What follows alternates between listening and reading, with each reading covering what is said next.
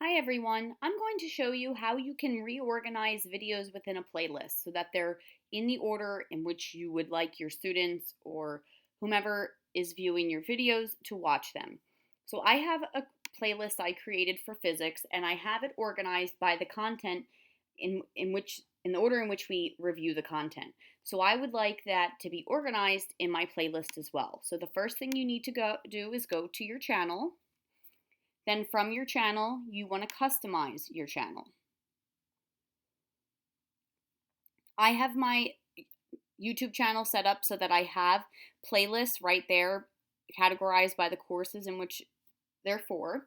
So this is the physics one is the one that I have the majority of my content for. So I want to reorganize this so that it's user friendly for my students. So I'm going to edit that and I'm going to click add playlist, and even though I'm not adding a playlist, that's the way that you get this second browser to pop up. And if you notice in the top left corner, it has the 4-directional arrow. That's what you can use to reorganize these. So the first thing I want my students to see is this AP Physics one, because this explains to them their lab requirements, and that will probably be the most used video. Then I have general physics help here. The next category we talk about is kinematics. So I'm going to drag that one next. Then dynamics. Then we talk about power, work, and energy. So that's going to come next. Then we have momentum. Then we talk about rotation. So I'm going to have circular motion, rotation, angular momentum, torque. Then we have gravitation and simple harmonic motion. So now these playlists within my playlist AP Physics they're all organized in the order in which I would like them to be visible to the students so that they're chronologically listed in the order in which we will cover them in the class.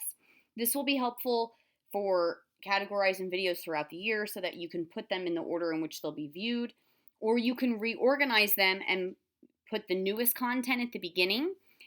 So let's say after we talk about kinematics, I could always drag that to the bottom. So that way,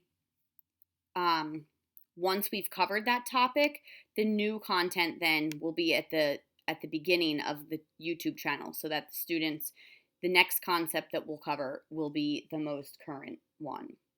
So I hope this was helpful. It took me a little bit to figure out how to do this because as I added them, I just kind of clicked them as I saw them instead of trying to do it in an orderly way. So this way you can just add things together and then organize it later. So hopefully this was helpful and you use this in your classroom.